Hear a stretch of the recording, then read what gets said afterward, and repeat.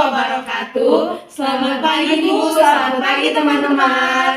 Perkenalkan, kami dari kelompok 9A. Di video kali ini kami akan menampilkan konseling tentang pemasangan KB atau keluarga berencana. Sebelumnya, perkenalkan, nama saya Dermawani Simanullah. Di sini saya berperan sebagai istri dan teman saya Salsa bin Hafsah Ninggolan sebagai bidan. Saya Zaki Ariani sebagai mahasiswa magang. Saya Syebatul Kasmila Siregar sebagai suami. Selamat menyaksikan.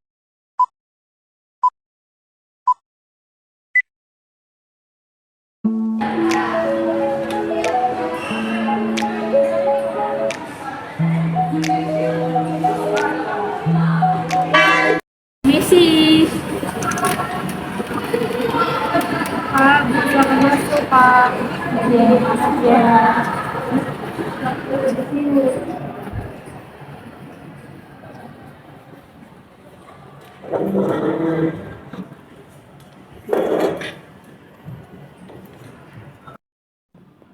Ada yang bisa saya bantu Pak? Bidannya ada dek. Ada Pak. Kalau boleh tahu ada perlu apa ya Pak? Kami mau konsul tahu bidannya. Bentar saya kabar dulu ya Pak. Tunggu sebentar ya Pak. Bu.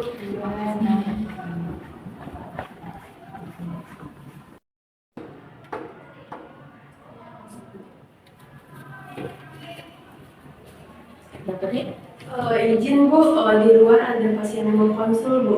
Aku langsung masuk aja deh. Ya Bu.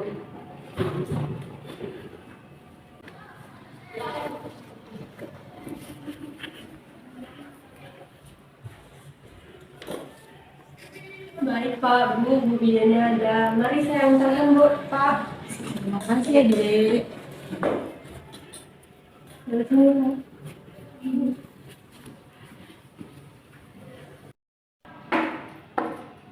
Ya masuk. Mari Pak, Bu. Bu, ini pasien yang mau konsul tadi Bu. Silakan duduk Pak. Terima kasih Bu. Terima kasih ya dek. Selamat pagi Pak, selamat pagi Bu. Ada yang bisa saya bantu? Ya Bu, jadi kan kedatangan kami ke sini menemui Bu untuk konsul tentang pemasangan KB untuk saya Bu. Oh, jadi Bu mau masuk lagi? Iya. Sebelumnya, nama Ibu siapa Bu? Ibu Melati Bu. Berarti suaminya dan Bapak siapa? Pak Sandi. Baik Bu, perkenalkan di sini saya dan Salsa bin Hasan Ninggolan. Jadi di sini tadi Ibu tujuannya datang ke sini untuk konsultasi tentang pemasangan KB ya Bu. Sebelumnya saya izin bertanya-tanya dulu ya Bu. Iya Bu. Jadi saya di sini ada untuk promosi tentang KB, kebetulannya itu di klinik saya ada. Jadi tadi Ibu mau masang KB. Sebelumnya Ibu udah punya berapa anak Bu? Punya 2 anak Bu. 2 anak dengan jarak berapa? Jarak usianya 5 tahun. 5 tahun. Anak yang terakhir usianya berapa Bu? Masih 3 tahun. 3 tahun ya Bu. Ya. Umurnya Ibu tadi berapa? Umur saya 38 tahun. 38 tahun. Rencananya Ibu udah pernah masang KB sebelumnya? Belum. Sebelumnya? Belum ya Bu? Belum. Oh belum. Anak dan belum pernah memasang KB. Rencananya Ibu akan memasang KB apa Bu? Rencana. Boleh ditengok-tengok dulu ya? Sebelumnya begini ya Bu ya, kita mulai dari awal dulu. Seperti yang kita tahu kan bukan? KB itu keluarga berencana, di mana banyak orang yang bertanya mengapa sih harus perlu KB dan jenis-jenis alat KB itu apa saja. Jadi alat kontrasepsi itu yang sesuai dengan usia ibu gitu kan, itu apa gitu kan. Jadi kebetulan ibu punya 2 anak dan di anak kedua ini tidak ingin Punya anak anak lagi. Oke. Seperti yang kita tahu ya Bu ya, KB ini adalah suatu tindakan yang membantu pasangan suami dan istri mana untuk menghindari kelahiran yang tidak diinginkan ataupun untuk menjarakkan suatu kehamilan ataupun menunda. Jadi KB ini tujuannya itu untuk menunda dan menjarakkan usia kehamilan. Jadi bukan arti tidak ingin memiliki anak ya Bu ya Pak ya. Jadi sudah mengerti tadi tujuannya ya Bu ya, untuk menjarakkan dan menunda kehamilan. Oke. Nah ada beberapa ya Bu ya alat-alat untuk alat-alat KB, alat-alat kontrasepsi, di mana yang pertama itu seperti yang kita tahu banyak dijual di luar sana juga banyak ya Bu ya, kondom. Ibu dan Bapak sudah pernah pakai kondom? Sudah pernah Bu, tapi saya rasa pemakai kondom itu kurang nyaman. Kurang nyaman menurut Bapak ya, tidak pernah melakukan KB tapi jenis kelamin itu kondom. Oke, baik. Jadi oke, tadi biasanya kita memang sudah tahu ya kondom seperti apa ya Bu ya. Kondom ini merupakan alat pelindung yang dapat digunakan secara multifungsi, di mana tidak hanya sebagai pencegah kehamilan, kondom ini juga digunakan sebagai pelindung dari penyakit menular. Jadi pasangan suami istri itu ya selain untuk menunda kehamilan, kondom ini juga fungsinya untuk alat pelindung supaya tidak menularkan penyakit seksual dari salah satu pihak ke pihak yang lain. Jadi kalau ada misal dari bapaknya sejauh-jauh ya Pak ya, tapi misal dari bapaknya ada penyakit seksual, tidak akan kemungkinan besar tidak akan menularkan kepada istrinya. Tapi sebenarnya sebelum kita menikah, sebelum adanya pernikahan, kita seharusnya sudah ada yang namanya cek kesehatan pranikah. Jadi kalau ada pun riwayat penyakit PMS, penyakit penular seksual dari pihak laki-laki ataupun perempuannya sudah diketahui sejak sebelum menikah. Tapi sebelumnya Ibu dan Bapak sudah melakukan cek kesehatan kan Bu ya sebelum pernikahan kan Bu? Sudah Bu. Nah di sini, nah untuk manfaatnya jenis dulu ya Pak ya Bu. Sini lebih ke Bapak dulu ya Bu ya, karena kondom ya kan. Nah di sini jenis kondomnya itu ada latex dan juga ada plastik. Bapak sering pakai yang plastik atau yang latex? Yang latex. Oke. Jadi kurang nyaman ya Pak ya? Iya Bu. Iya. Manfaatnya ini ada beberapa. Sebenarnya manfaatnya ini untuk mencegah penyakit menular seperti yang saya bilang tadi. Ada juga untuk mencegah salah satu yang paling besarnya mencegah kehamilan dan meningkatkan durasi berhubungan seksual. Jadi kalau Bapak bilang kurang nyaman, berarti manfaatnya satu ini bagaimana?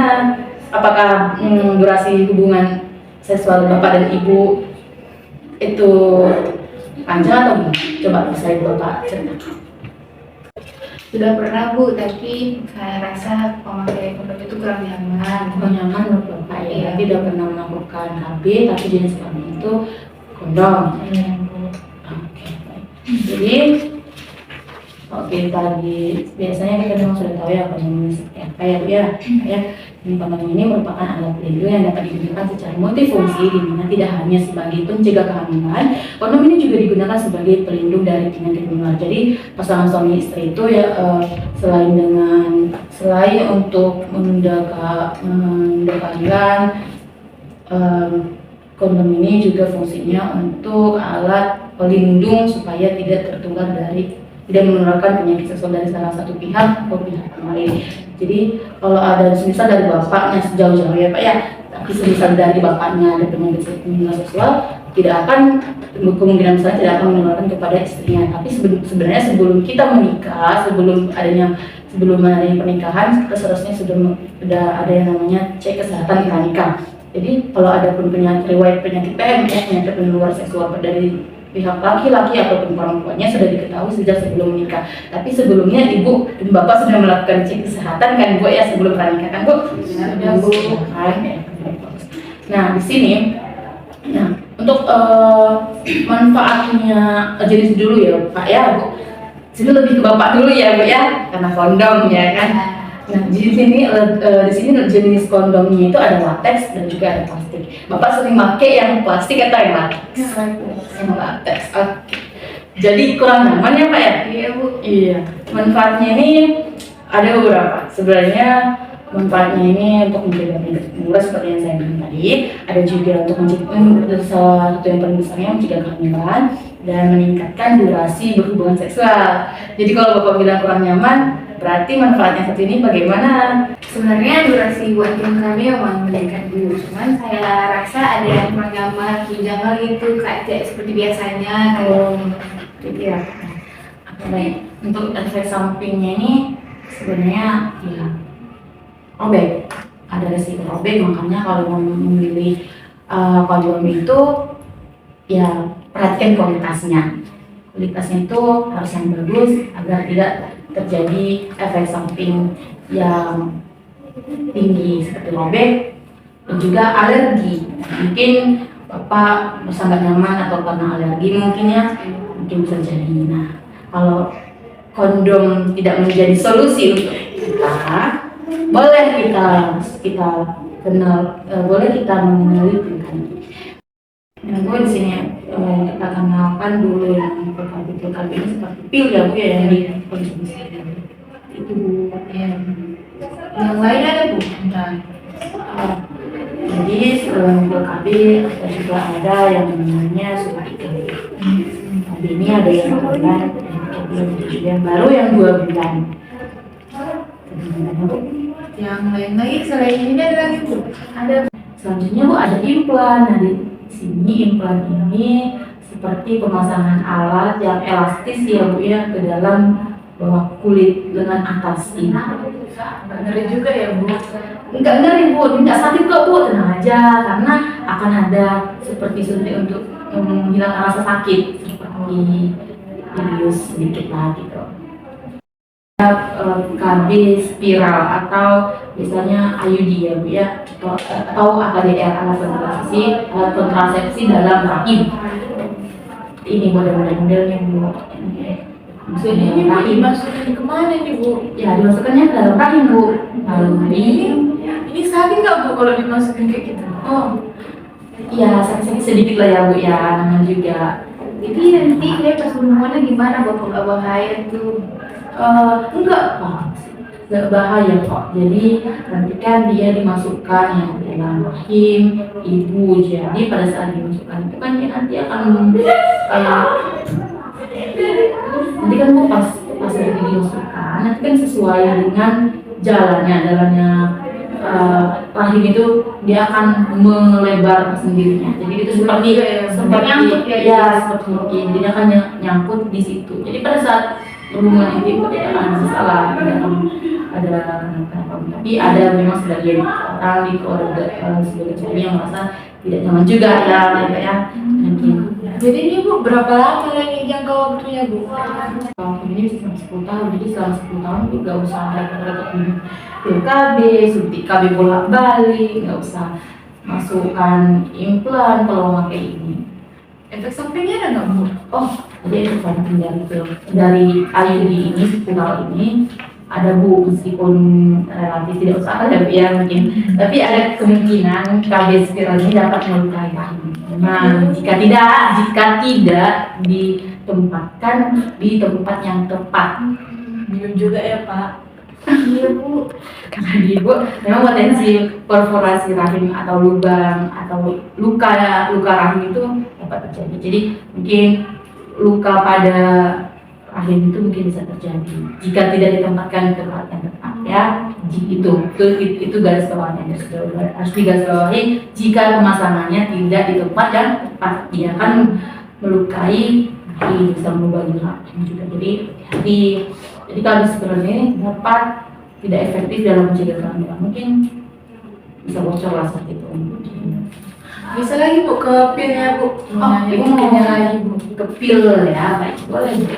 Nah, ke pil ya, Bu mau bertanya tentang pil kan boleh. Ini kalau diambil tahannya tadi berapa lama Bu? Ini cara pemakaiannya tiap hari diminum atau berjangka Bu? Satu pil setiap hari sama saja, tapi lebih bagusnya itu sejak 5 hari setelah menstruasi ibu udah minum. Jadi kan Bu ini perbedaan pil KB sama suntik KB apa ya Bu? Ada efek sampingnya?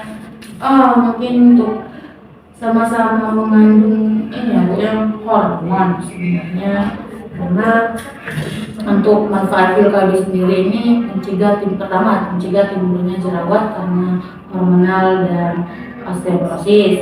Yang kedua, dengan mengonsumsi pil KB dapat membantu mengatur siklus haid yang terjadi siklus haid menjadi teratur dan mengurangi nyeri saat haid.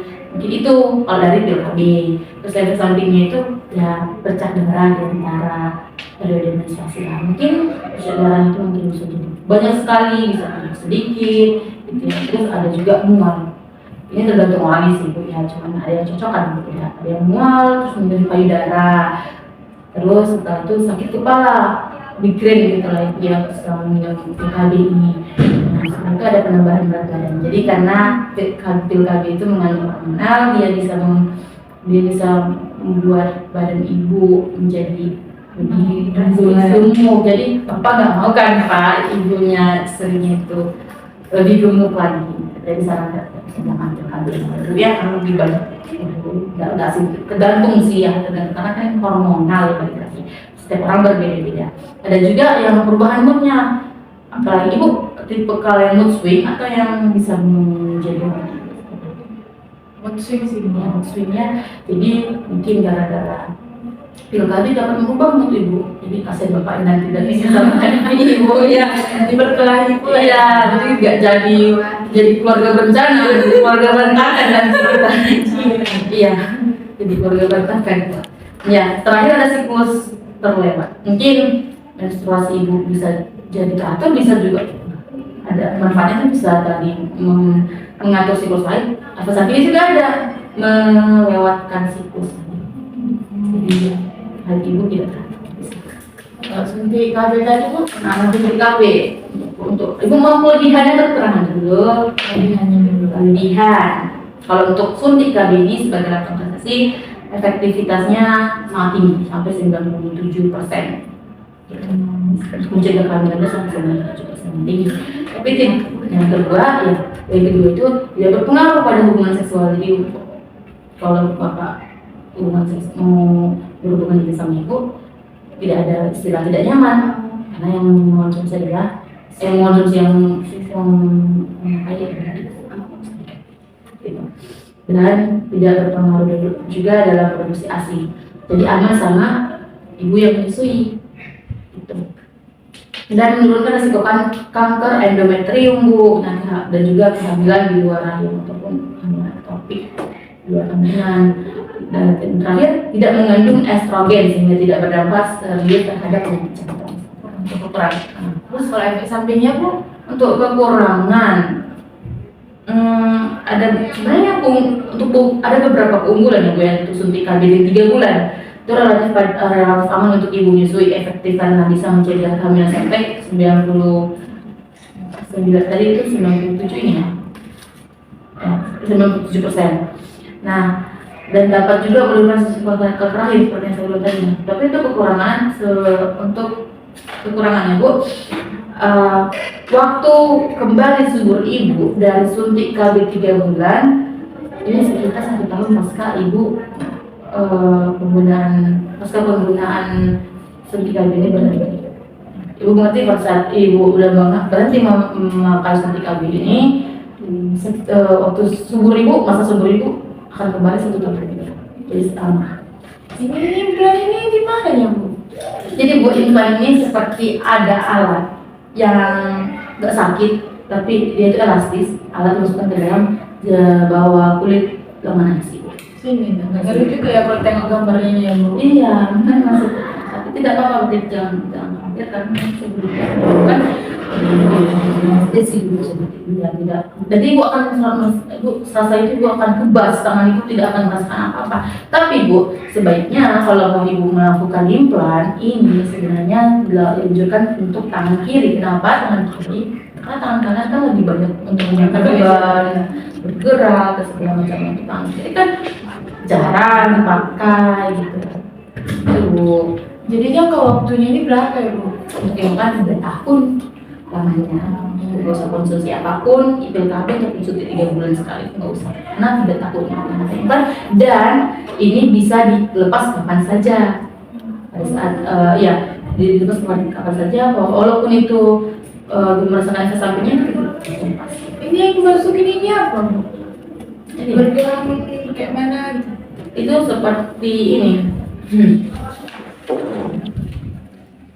Ini seperti tahu kayak jarum, jika jarum, tapi bukan jarum, dia itu seperti alat yang fleksibel yang bisa digoyang-goyangkan, bisa diputar-putar segala macam. Karena dia fleksibel kan, elastik.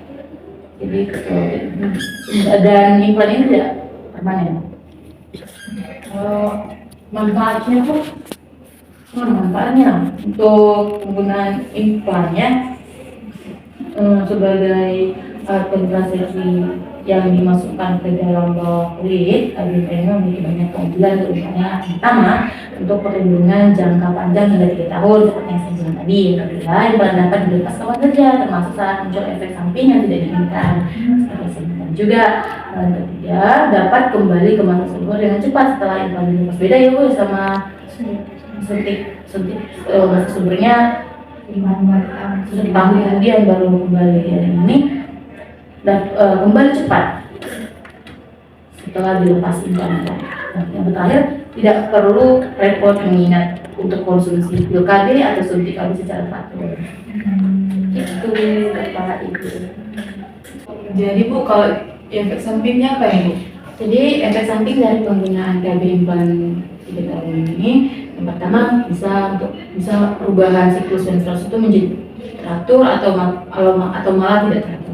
Bisa teratur, bisa tidak teratur, bahkan tidak menstruasi alias tidak berhentinya menstruasi, bahkan tidak menstruasi dibuat oleh implan ini. Itu adalah menopause pula nanti. Yang kedua Bu, ada penurunan gairah seks, jadi bapaknya nggak bapak sih, ibu mah, karena ibu yang mempraktekkan Bu ya, jadi gairah seks ibu menurun. Kasihan sih bapak. Dan yang ketiga, ada sakit kepala, dan juga yang keempat, perubahan suasana hati dan depresi. Sama yang perubahan mood itu ya Bu ya. Terus yang kelima, ada mual, sakit perut, sakit perut bisa disebabkan oleh KB implan tadi. Terus nyeri pada payudara juga ada. Terus penambahan berat badan sama seperti yang sebelumnya. Banyak juga ya Bu. Iya. Selain sakit perut ke punggung, jadi banyak. Di setiap KB itu semuanya ada efek samping, ada manfaatnya Bu. Ibu yang dianjurkan untuk istri saya ini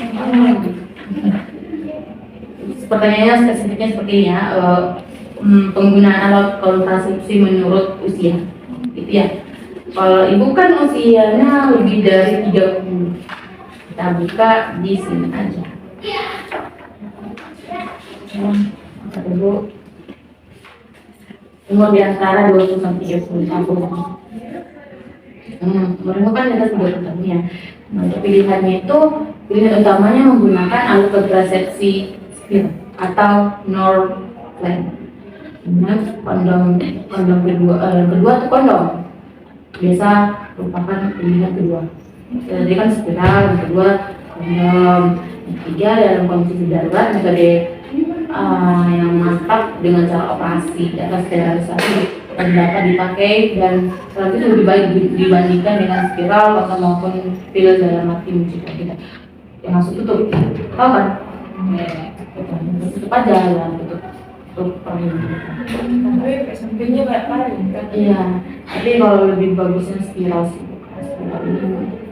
Spiral ini jangka waktu lama dan juga dia tidak berpengaruh terhadap berat badan si ibu gitu. Tapi takut lah Bu kalau pakai spiral. Kenapa dia takut takut salah ya kan? Tenang aja Bu, karena tenaga kesehatan itu mesti berhati-hati untuk melakukan. Karena nanti kalau kamu pasti berhati lagi ya, mungkin juga bakal dipantau sama tugasnya. Seperti itu Bu. Jadi mau pakai kondom saja atau mau pakai spiral, setelah ibu atau pelan aja. Gitu. Kita lihat umur dulu juga, bukan lagi bukan kata nah ini sudah lanjut masa usia tua itu sebaiknya karena sudah melanjutkan usia tua menopause ya, jadi ya stop aja gitu kan, kalian tidak usah langsung tutup aja. Jadi Bu, mau pilih yang Aspira takut. Tapi Bu, nanti kan kita pantau juga Bu, jadi nggak sakit. Karena banyak juga Bu yang mau spiral sampai 10 tahun lebih. Ini memang Bu, Pak, keputusan dari kalian memasang KB spiral aja lah Bu. Spiral ini berat dalam 10 tahun ya kan. Dan saya juga udah umur 38 tahun. Menurut Bapak gimana? Saya terserah istri saya saja, Bu. Saya terima aja. Kalau begitu, nanti akan lanjutkan ke tahap selanjutnya ya Bu ya. Untuk sekarang konsultasi ya Bu ya. Oke. Terima kasih ya Bu ya atas kedatangannya, sudah mau berkonsultasi di klinik saya. Terima kasih banyak atas kedatangannya. Ya. Bu, terima kasih ya Bu. A few moments later. Baiklah, sekianlah video dari kami. Kurang dan lebihnya kami mohon maaf. Terima kasih sudah menyaksikan. Bye!